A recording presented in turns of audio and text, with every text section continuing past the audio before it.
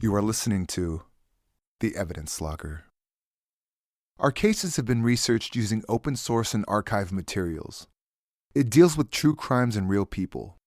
Each episode is produced with the utmost respect to the victims, their families, and loved ones. It was Tokyo, 1992, and Samantha Ridgway was an Australian living in Japan, teaching English. She was excited when her sister Karita came to live with her in Japan for a while. Karita was a 21-year-old aspiring actress from Perth.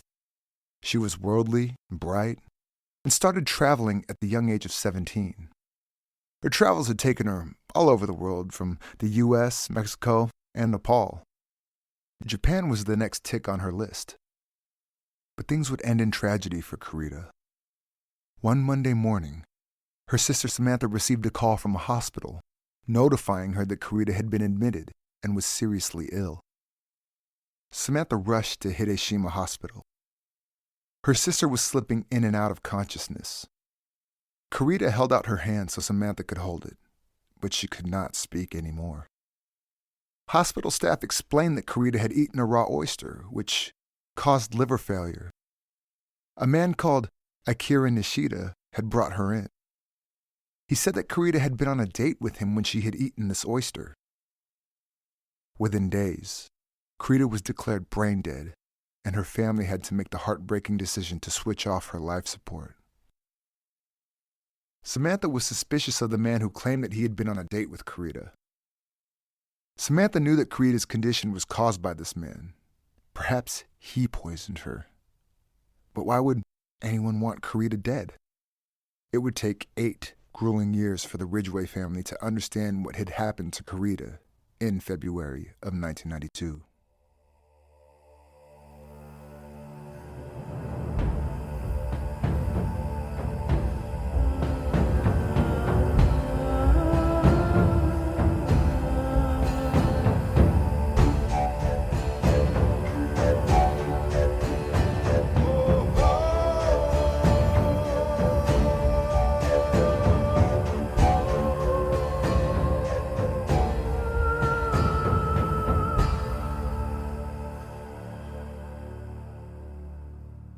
Karita Ridgway went to Tokyo in December 1991, hoping to teach English like her sister.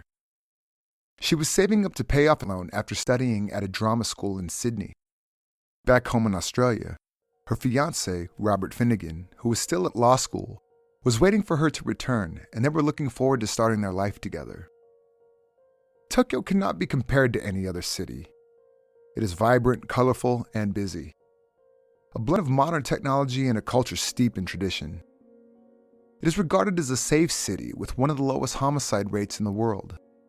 Anger or aggression is regarded as shameful in Japanese culture, and honor and respect of fellow human beings is extremely important.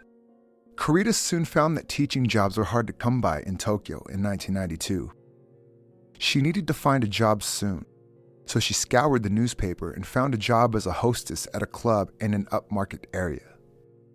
The fact that it was an easy job with good money made it very attractive. The role of hostess in Japan is slightly different to what Western culture would expect it to be. A hostess is someone who makes sure her client's drink is frequently topped up and that he is having fun. Good money can be made simply by keeping wealthy Japanese businessmen company. Hostesses can earn anywhere around $150 to $400 a night, and that's not counting expensive gifts from clients. Young foreign girls find this to be a great way to make good money in a short amount of time. In the 1980s, non-Asian hostesses became increasingly popular. It was the ultimate ego boost for a Japanese businessman to have a pretty young English-speaking Caucasian girl on his arm. Some clients specifically go to a hostess club to feed the fetish for blonde girls with blue eyes. Typical clients are well-to-do businessmen who come into the hostess club to blow off steam at the end of a hard day. Nothing sinister takes place. There is a strict policy against men touching hostesses or making sexual advances. A hostess is almost like a modern-day geisha, who entertains and who is adored, but never touched.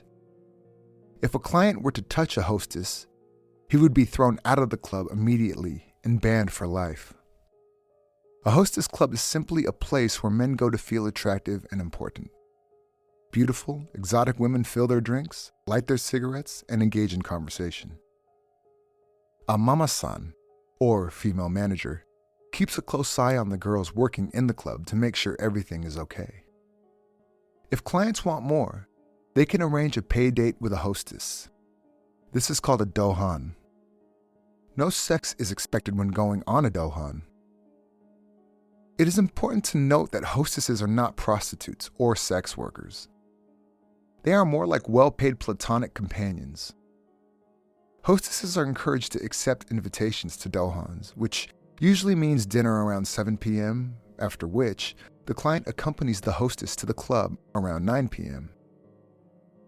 Some hostess clubs keep a scoreboard of sorts, keeping track of dohans.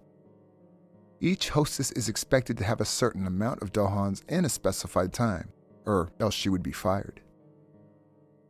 Karita Ridgway's family was skeptical when they heard about the job at first, but Karita assured them that she was basically a glorified waitress who earned good money.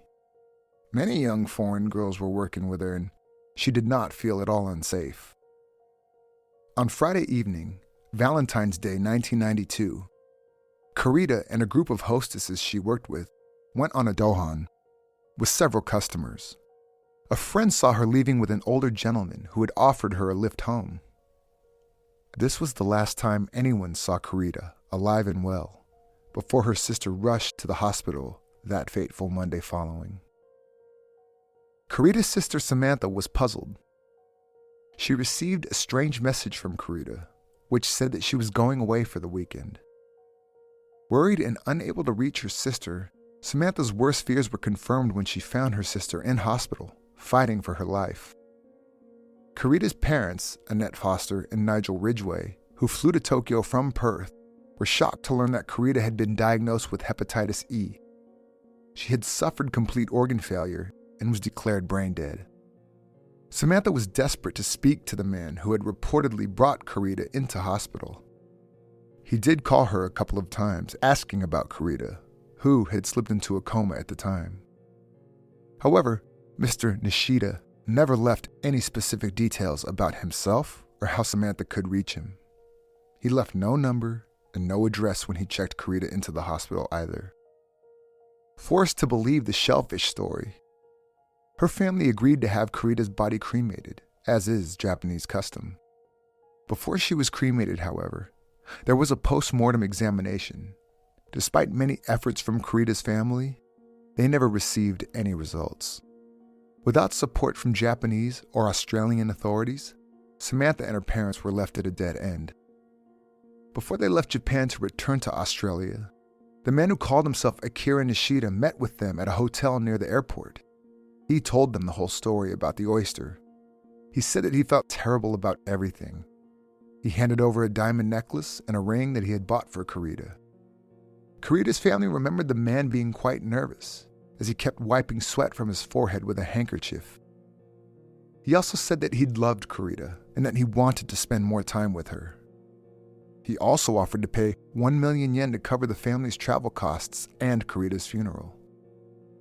At first, the family would not accept it, but being suspicious, Samantha accepted it, hoping that the deposit into her bank account would leave a paper trail should they ever need to track this man down again. Unfortunately, when he deposited the money, he was not required to show identification, and it showed up on Samantha's account statement with the name Nishida. Samantha Ridgway and her Japanese boyfriend contacted police and urged them to look into Karita's death. But Japanese police were not interested. Karita chose to work as a hostess, making herself vulnerable to misfortune. Besides, she was a foreign national without the legal right to work in Japan. Because of Samantha's repeated attempts, police even threatened with charging her with malfeasance. The Ridgway family had no choice. They had to back down and start grieving for the beautiful girl with the happy smile who was ripped from their lives way too soon. Unfortunately, Karita's death didn't cause much of a ripple in the Tokyo hostess community. At the turn of the millennium, Tokyo's nightlife was as bustling as ever. The main strip is a neighborhood called Roppongi, a cramped half-square mile of central Tokyo. There, you'll find bars and restaurants, nightclubs, cabarets, strip clubs, and hostess clubs. A mixed bag of people hang out in Roppongi, but it is mostly foreigners like off-duty U.S. military personnel or expats living in Tokyo and other business people. Clubs, varying in size and flavor, with some catering for upmarket clientele and others more for students or young tourists. When 21-year-old Lucy Blackman from Seven Oaks, England, heard about the top dollar a friend's sister was making by pouring drinks and making small talk with businessmen, she was ready to start her own Japanese adventure. Lucy loved to travel.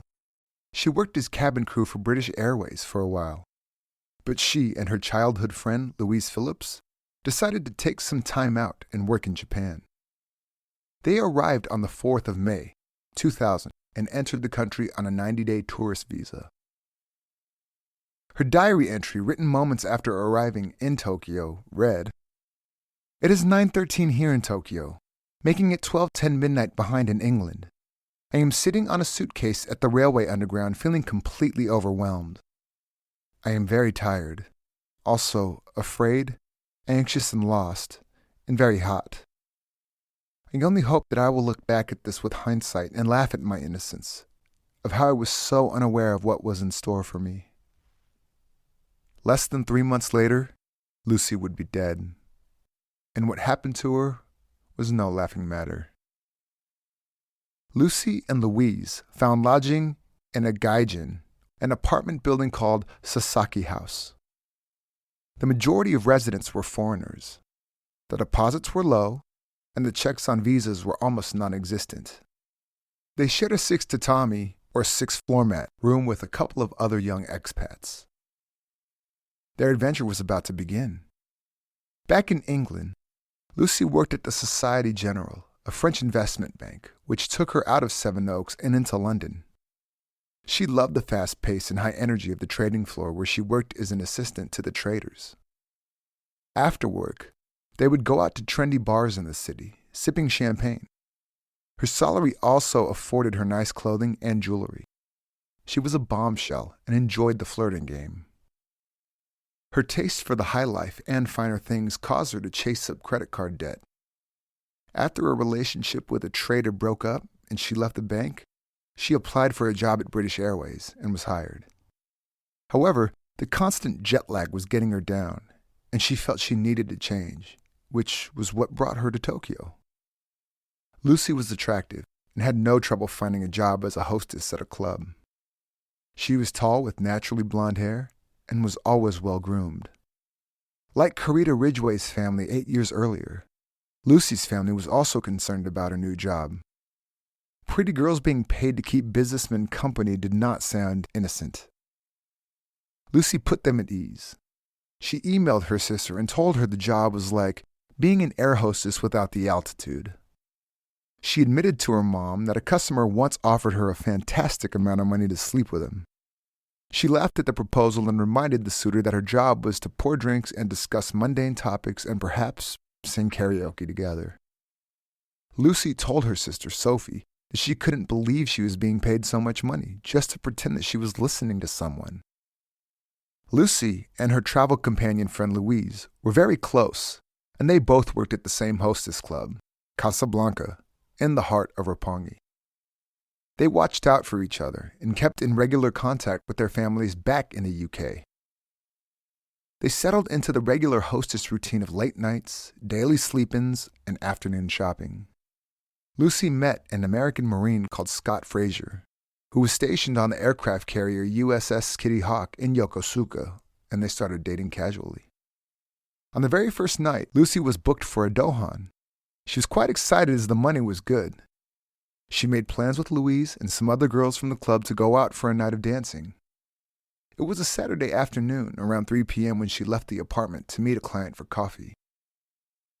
Richard Lloyd Perry, Asia editor of The Times of London, who is based in Tokyo, says, "Because Japan is, for the most part, a safe place where virtues like trust and honesty are still highly regarded, one does tend to let your guard down somewhat." Perry carries on to say, Lucy would never have dreamed of doing a similar job anywhere else in the world. I don't think at home that she would get in a car with a stranger. Japan disarms people. At 5 p.m. on Saturday afternoon, the 1st of July 2000, while out on a dohan, she called Louise from an undisclosed number and said that everything was fine. From her tone, Louise gathered that Lucy was in a car with her date when she had made the call. Lucy told Louise that the man she was with had bought her a prepaid cell phone. This was big news, as in the year 2000, foreign nationals who worked illegally in Japan could not legitimately acquire a cell phone. Louise had a cell phone thanks to a client she went out on a dohan with. Lucy ended the conversation by saying that she was given a bottle of French champagne that she promised to share with Louise when she returned home. 10 minutes later, Lucy called her boyfriend Scott and left a cheery message saying that she'd see him the following day. After her phone call with Lucy, Louise felt somewhat uneasy. It was unlike Lucy to jump into a car with someone she barely knew. But at least Lucy did call, and she had promised that she'd call again soon. She was reliable and wouldn't let Louise down. As promised, Lucy called Louise again at 7 p.m. This time, she was at the man's place at the seaside and that she was leaving in about 30 minutes. She would be home soon, and they could go out dancing as they had planned. As the hours dragged by, Louise waited for Lucy, but she never came home. Louise immediately knew something was wrong. If Lucy had changed her plans, she would have called to let Louise know. They were in perpetual contact, and it was extremely unusual for Lucy not to show up when she said she would. Back in England, at her home in Kent, Lucy's mom, Jane Steer, was putting together a care package for Lucy, with shoes and some treats from home. She was just about to head out to the post office to send it off when a desperate Louise called to tell her Lucy hadn't come home. Jane was shocked, and a sense of dread overcame her. In a panic, she started calling anyone and everyone who could advise her on what to do next. At a loss in Tokyo, Louise took to the streets and started looking for Lucy and Roppongi. She searched all the places where they would usually hang out. She asked around, but nobody had seen Lucy. She went to the police, but they didn't take it too seriously. Lucy was a grown woman out on a date, and she hadn't even been missing for a whole day. Louise was frustrated. She did not know the name of the man Lucy had left with, what car he drove, or even where they went. The seaside was all Lucy had said, and that hardly narrowed it down. By Monday, 2 days after Lucy was last seen, Louise and some of Lucy's expat friends were frantic. As they were huddled together, discussing what to do next, Louise received a phone call from a strange man. He identified himself as Akira Takagi and explained that Lucy had met a guru and made a life-changing decision. She was alive and well, but had decided to join the guru's cult and had run away to a place called Chiba, east of Tokyo. Lucy was living in a hut with cult members of a religion called the Newly Risen Religion.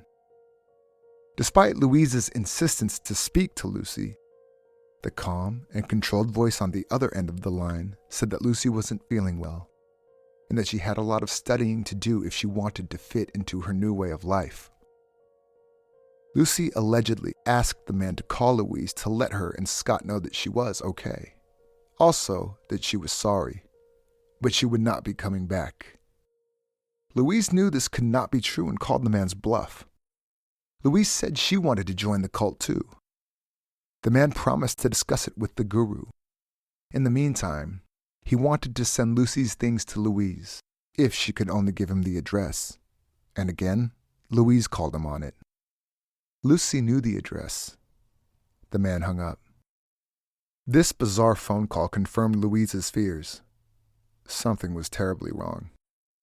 There is no way Lucy would have converted and ran away with a cult in the space of one evening. It simply did not suit her lifestyle and beliefs. Lucy loved glitz and glam, and the idea of her living in a hut studying scripture simply didn't fit. Lucy's dad, Tim Blackman, was divorced from her mom, Jane, and lived on the Isle of Wight. After he received the news of Lucy's disappearance, He made various phone calls to the Japanese Metropolitan Police and the British consulate in Japan to find out what was being done to find his daughter. The time difference and language barrier made communication tricky. Lucy's younger sister, Sophie, decided to take action and made her way to Tokyo as soon as she could. Lucy's ex-boyfriend, Jamie Gascoigne, offered to go with her. When the two of them arrived in Tokyo 2 days later, on the 4th of July, they were overwhelmed by the enormous task of finding Lucy. Tokyo was densely populated with locals, business people, and tourists populating every square inch like ants. Sophie and Jamie soon realized it was impossible for a foreigner who didn't speak the language or know the lay of the land to find a missing person. Sophie and Jamie tried to involve police and were shocked when they found out that absolutely nothing had been done to find Lucy. No one but Lucy's friends and family believed there was something wrong. Sophie explained to her father, Tim, what was going on, and he joined her in Japan as soon as he could get there. Within a week of Lucy's disappearance, her family and friends had 30,000 flyers printed out with a photo and a description of Lucy. She was last seen in Tokyo on Saturday, July 1st. Since then, she has been missing. If anyone has seen her or has any information relating to her, please contact the Azabu police station or your nearest police station. The photo showed Lucy in a little black dress with her hair down and makeup done beautifully, similar to how she looked on the afternoon she went missing. Lucy's friends and family took to the streets and handed out flyers, asking for anyone with information to come forward. A reward of £100,000 was offered to anyone who could lead them to Lucy. At this point, police were not overly concerned. They felt Lucy had left for Bali or the Philippines with a new boyfriend and that she would resurface soon. Lucy's family pleaded with them to trace the call Lucy had made to Louise. If they could pin down where she was when she made her last contact, they would at least have a starting point. But police refused, said it was against Japanese law to investigate phone conversations due to stringent privacy laws. Very frustrated at the inaction of Japanese police, Tim Blackman went to the media to appeal to the public for help regarding his missing daughter. Even Sir Richard Branson made a televised appeal for information about Lucy. By an enormous stroke of luck, British Prime Minister Tony Blair happened to be in Okinawa for the G8 summit. When he passed through Tokyo, Tim made him aware of Lucy's disappearance and the fact that Japanese authorities weren't investigating the matter. Blair raised the issue with Japanese Prime Minister Yoshiro Mori, and pressure was on Japanese law enforcement to find Lucy. After this meeting, police announced that they had assigned 80 officers to investigate Lucy's case. Despite this, the Blackman family felt like there was a polite wall of non-disclosure between them and the police. The police would not share any information with them, cautious that any leaked information could jeopardize the case. Lucy's case turned out to be one of the biggest missing persons cases in Japanese history. Yet the Blackmans felt that if they wanted to find Lucy, they would have to make a personal effort. Lucy's mom hired a private investigator who went to Tokyo to assist. The PI felt that the Casablanca club where Lucy had worked held the key to her disappearance. Tim Blackman also questioned the owner of the club and couldn't understand why they didn't have more information about the man Lucy had met while working there. A hostess that worked with Lucy was able to provide Jane's PI with a description of a man she saw at the club with Lucy a couple of days before her disappearance. She was able to work with an artist, and they came up with a composite sketch. The PI showed the sketch to many other hostesses and people in Roppongi, but it yielded no concrete results. Father and daughter team, Tim and Sophie Blackman, set up a phone hotline that people could call if they had any information or anonymous tips that would lead them to Lucy. British expat volunteers manned the phones. Hope flared up when, on the 20th of July, 3 weeks after Lucy's disappearance, a letter arrived at the Azabu police station. The letter was typed in English and signed Lucy in black ink. It was postmarked Chiba, where the alleged cult was based. The letter stated that Lucy just wanted to be left alone. It also called for her father Tim and sister Sophie to stop looking for her and return home. The punctuation and the wrongful use of the words a and the made police believe the letter was not written by Lucy, a native English speaker. Handwriting analysis also proved that it was not Lucy who had signed her name. The letter was a hoax, probably written to throw investigators off track. The 1st of September 2000 was Lucy's 22nd birthday, and there was still no sign of her. Tim Blackman did whatever he could to keep his daughter's story alive in the press, hoping someone would come forward. Because of the publicity surrounding the case, several women, hostesses who worked in Roppongi, came forward with similar stories. They described going on a dohan to a seaside restaurant with a Japanese businessman who was well-presented and spoke English fluently. He drove a flashy sports car and liked the thrill of driving fast.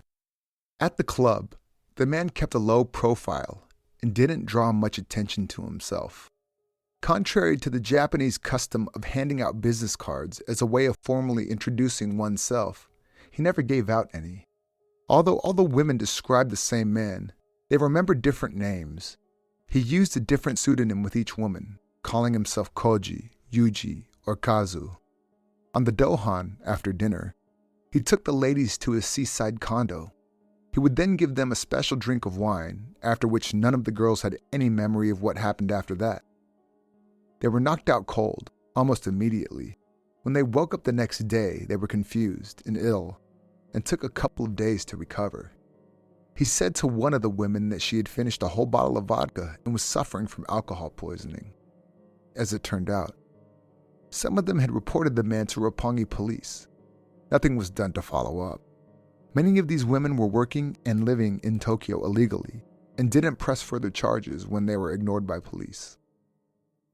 The Blackman family handed the information to police, hoping that police could find this man with the fast car and the seaside condo.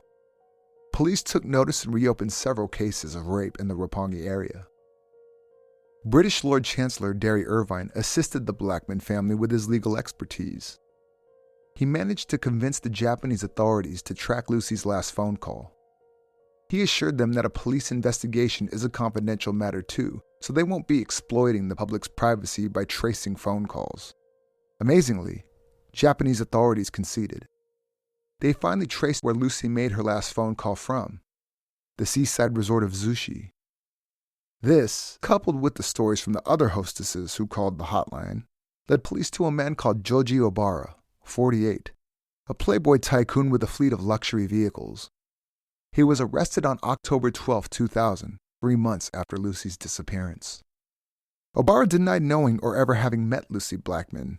This investigation was far from over. Joji Obara was born in Osaka in 1952. At birth, his name was Kim Sung-jong. His parents were poor Zainchi Koreans, a Japanese term for Koreans residing in Japan.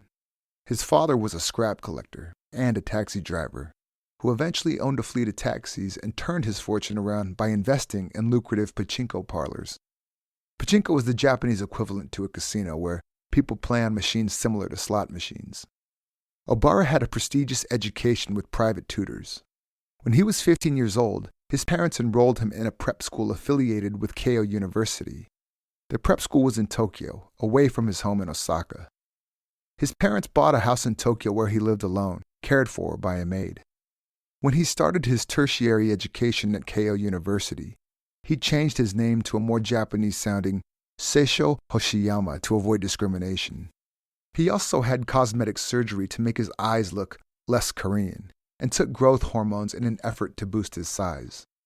Joji Obara was fluent in English and studied law and politics. During his education holidays, he would spend time in the United States and in Sweden. In 1969, his father died under suspicious circumstances in Hong Kong. At the time, it was believed that his father had been involved in the underworld through his pachinko parlor business. Obara and his 2 brothers inherited his father's fortune, which included multiple properties in Osaka and in Tokyo. His mother took control of the pachinko parlors. With his education completed and his pockets filled with inheritance cash, he walked away from his family and his Korean heritage and changed his name once more to Joji Obara. He also became a naturalized Japanese citizen. Real estate speculation in the 1980s and 90s brought Obara into the big league. His assets were estimated to be $38 million. He lived lavishly, only buying the best clothing and dining in the finest restaurants. His fleet of flashy cars included a Ferrari, a Maserati, a Rolls-Royce Silver Cloud, and an Aston Martin. Unfortunately for him, this would not last, and when the bubble burst, he lost everything. When Obara found himself in debt and in trouble, his mother paid off a creditor, close to the amount of $33 million. Despite his perils, he kept all of his luxury vehicles. Obara's company did not close its doors, which led to speculation that the business was a money laundering front for the Yakuza syndicate Sumiyoshi Kai. Yakuza is one of the largest mafia groups in the world. Obara was the perfect frontman for this scheme. He didn't have many friends or acquaintances, so the chances of someone spilling the beans to police were slim. Obara was also a peculiar person, who refused ever having his photo taken.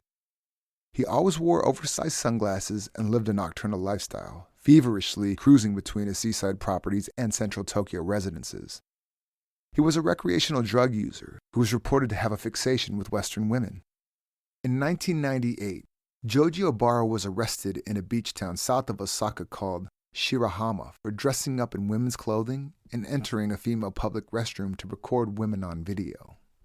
Back in Tokyo in October 2000, after police arrested him, Obara still denied having anything to do with the disappearance of Lucy Blackman.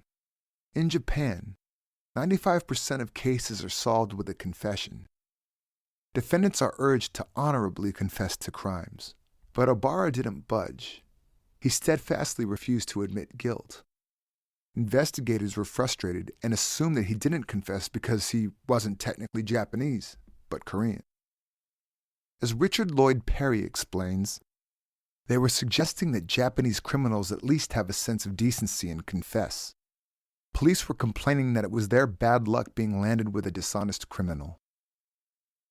Perhaps it's more relevant to remember that Obara had studied law, and it was more likely his legal expertise than his cultural background that made him keep his mouth shut. Police set out to search Obara's properties across Japan and found tons of incriminating evidence. A large amount of pharmaceutical drugs were found, including the anesthetic chloroform. Amongst the chaos of years and years of hoarding, police found a large freezer. And when officers opened it, they found the carcass of Obara's dog, a German shepherd frozen in a solid block covered with roses. When asked about this strange find, Obara shrugged it off by saying he had preserved his dog's remains, hoping that science would one day enable him to clone his beloved pet. At his properties, more than 100 videotapes were confiscated. The videos were commercial pornography, and also many home videos recorded by Obara himself over a span of 18 years. Obara appeared in many of the videos, naked, wearing nothing but a Zorro-like mask. He would assault his unconscious female victims for 12 hours or longer, recording the entire event. He had a cloth with chloroform at hand, which he would use to render his victims unconscious whenever they started showing signs of consciousness. The video evidence confirmed the allegations that Obara had drugged women in his apartment. His victims were unaware of the attacks and were left confused by their injured, recovering bodies. Obara's crimes echo a common theme in Japanese pornography of men having sex with sleeping women. In Tokyo, yobai are clubs where men pay to fondle prostitutes who pretend to be asleep. After reviewing the videotapes, police estimated that Obara may have been involved in the rape of more than 200 women, starting in 1972. And he was the worst of the worst when it comes to sexual predators. Tim Blackman was holding his breath in anticipation, but Lucy Blackman wasn't on any of Obara's videos. However, the walls were closing in on Obara when police found naturally blonde hairs that matched Lucy's in his seaside condo. Amongst the videotapes, there was also a roll of undeveloped film. Once developed, it had a number of photos of Lucy Blackman, on the beach and in Obara's apartment. Eyewitnesses came forward, saying that they indeed had seen Lucy and Obara on the beach in Zushi on the afternoon of the 1st of July. Confronted with the evidence, Obara admitted to meeting Lucy on that fatal Saturday. He said they met at a train station in Tokyo, went on a date, he took her to his beachside condo. He had taken photos, but he still denied having anything to do with her disappearance. Another chilling discovery made Obara the author of his own downfall. In his condo was his journal. It had the names of 209 females with notes next to their names. He describes the act of rape as conquered play and outlines that I cannot do women who are conscious. His hatred for women is clear. Women are only good for sex. I will lie on them. I will seek revenge. Revenge on the world. Foreign hostesses are all ugly, not in the sense of appearance, but in their minds.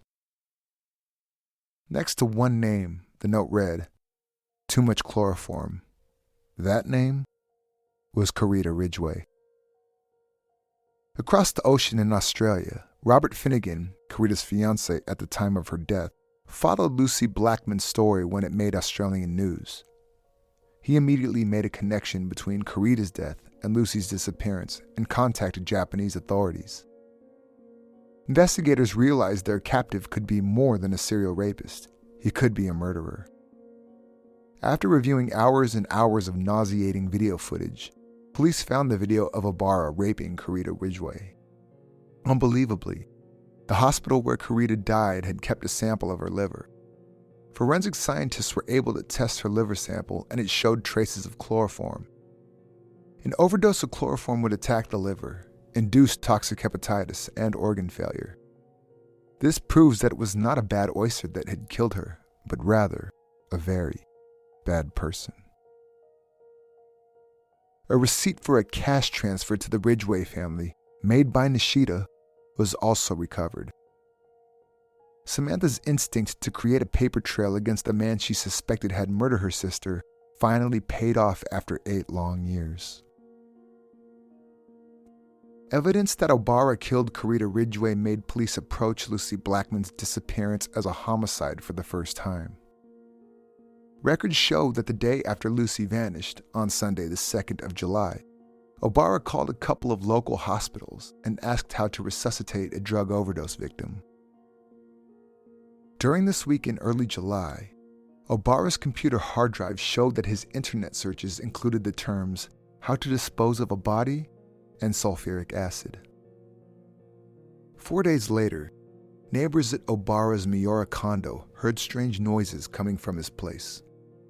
Miura is near Zushi, and Obara owned a condo near the beach which he rarely visited. The caretaker confronted him about the noise, and an argument ensued. 2 local policemen showed up, and Obara opened the door, naked from the waist up. Even though Obara appeared agitated and sweaty, the officers did not feel warranted to force their way into his home. Obara later told police that he was in a shower and was annoyed by the interruption. The 2 officers did notice a bulky sack in the room and something that looked like a gardening hoe and asked Obara about it. He explained that he had been removing tiles. With no reason to suspect anything different to what they were told, the 2 policemen implored Obara to keep the noise down and left. When police investigating Lucy Blackman's case came knocking, neighbors added that they saw Obara on that same evening, pacing the small 15-meter wide beach, which was only a stone's throw away from his condo. Hospital records show that the next day, July the 7th, Obara was treated for bug bites after being outdoors all night. On February 9, 2001, 7 months after Lucy was last seen alive, at the mouth of a cave on the small beach near Obara's Miura condo, police found an upturned bath. 50 centimeters beneath the sand were 8 plastic bags containing dismembered human remains. A severed head with long, natural blonde hair was found, cast in a block of cement. Dental records confirmed that these remains did belong to Lucy Blackman. At the end of March 2001, Lucy's funeral service was held in Sevenoaks, Kent, near her mother Jane's home. Her ashes would only be released to her family 4 years after her body was found. Georgie Obara, who was still in custody, was charged with 8 cases of rape, the rape and murder of Karita Ridgway, and the abduction, rape resulting in murder, dismemberment, and disposal of Lucy Blackman's body. He pleaded not guilty to all of it. In Japan, rape is not seen as a serious crime. Being prosecuted for rape is highly unlikely, but in the event of going through the court and found guilty of rape, one would only face a maximum prison sentence of 2 years. If the offender were a first-time offender, a slap on the wrist is all he would get. Prosecution were confident they had enough evidence against Georgie Obara in the Karita Ridgway case to get a conviction. But the murder case of Lucy Blackman was only circumstantial. Prosecutors needed concrete evidence linking Obara to Lucy's murder. It is safe to assume Obara used the same routine of drugging and raping Lucy the night when he was on a dohan with her, and that he had given her too much chloroform. Unfortunately, by the time her body was found, it was too decomposed to do a chemical analysis to find traces of any drug. Forensic scientists examined Lucy's dismembered remains and concluded that the tool used to dismember her was a chainsaw. Investigators found a receipt at Obara's property showing that he had bought a chainsaw, cement mix, and other tools from a hardware store after Lucy disappeared. The actual chainsaw was disposed of and never found. The first court hearing was on the 3rd of July, 2001, almost a year to the day Lucy was killed. In this hearing, the trial date was set to start in November of 2001. This was only to be the beginning of a painfully slow trial. As in Japan, trials typically progress very slowly, with only one short court session per month. There was no jury, and a judge, or a panel of 3 judges as in Georgie Obara's trial, convicts and sentences the accused. Obara's wealth afforded him a team of the country's best defense attorneys. They argued that all the women accusing Obara of drugging them took recreational drugs by choice, and that the sex was consensual acts of prostitution for which Obara had paid. As for Lucy Blackman, they tried to show that her life was spinning out of control. Her debt was sky high, and she was a habitual marijuana user who was lonely and sought attention. They even published a website with excerpts from Lucy's diary to taint her character. Defense argued that Lucy's death was a result of a self-inflicted recreational drug overdose. Lucy's family and friends came to her defense in the media, stating that Lucy did not use drugs and that she had many friends who loved her. She was anything but lonely. The picture Obara's defense painted of her was done to invoke reasonable doubt, nothing else. The prosecution hit back, simply telling the court what all the women who crossed paths with Obara had told them. He would meet a woman at a Hostess club, then take her on a dohan, promising a dinner by the sea. He would then also promise expensive gifts like jewelry, as was the case with Karita Ridgway, or cell phones, as with Lucy Blackman. The unsuspecting victim would then join him and spend a lovely afternoon in Zushi before going to his condo where he would prepare a meal. Afterward, he would offer his date a drink, saying it's a special wine from India or the Philippines, which would explain the strange taste. Neither country is known for its fine wines. In fact, these drinks were laced with rohypnol, known as the date rape drug. He would proceed to rape them, recording the whole sordid affair. If the women woke up, he would use a rag soaked in chloroform to knock them out again. He would rape them in their unconscious state for hours on end. 3 years into the trial, Obara's defense team contacted both of Lucy's parents and offered each of them a sum of 450,000 pounds, or 100 million yen each. In Japanese culture, it is common to give an atonement payment, or memaikin, to a victim's family. This is not an admission of guilt, but an offer for reparation. The defendant is not responsible to pay memaikin in terms of law, but it is regarded as a moral obligation. Tim Blackman was told by police to expect this kind of gesture and accepted the money offered to him. Lucy's mom, Jane Steer, refused to accept anything from the man believed to have killed her daughter. She called it blood money and publicly stated that her ex-husband's acceptance of the payoff was an unbelievable betrayal. Tim explained that due to the time, trauma, and expense the loss of Lucy had caused, he accepted the offer.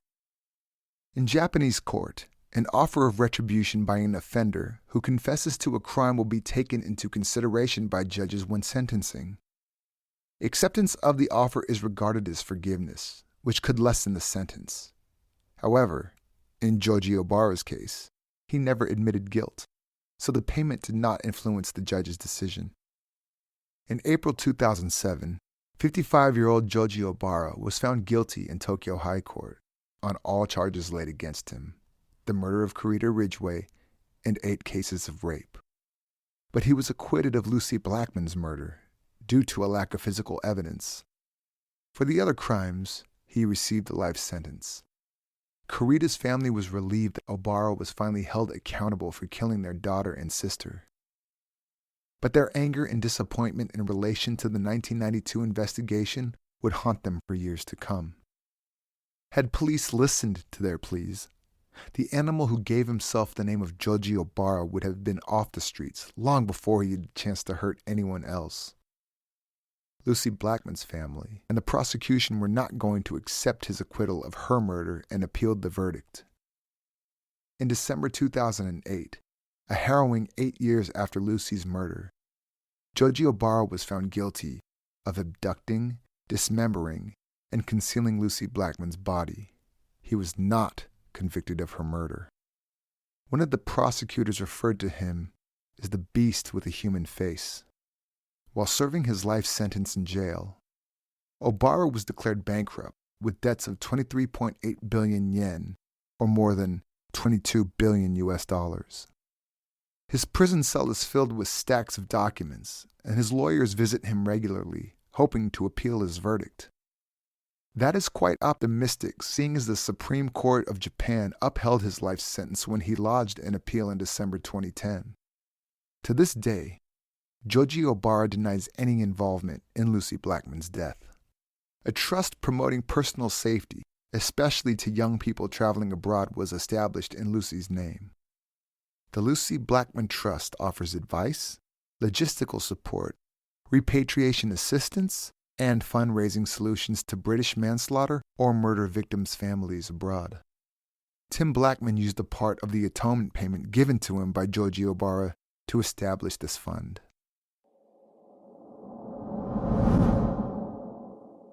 If you'd like to read more about this case, have a look at the resources used for this episode in the show notes. People Who Eat Darkness is a detailed account by the journalist who followed the story from the start, Richard Lloyd Perry. There are also links in the show notes to the Lucy Blackman Trust. Also visit and like our Facebook page at facebook.com/Evidence Locker Podcast to see more about today's case. If you like our podcast, please subscribe in Apple Podcasts or Stitcher or wherever you get your podcasts. We would also appreciate if you could review the episodes, as it gives us some street cred in the world of podcasting.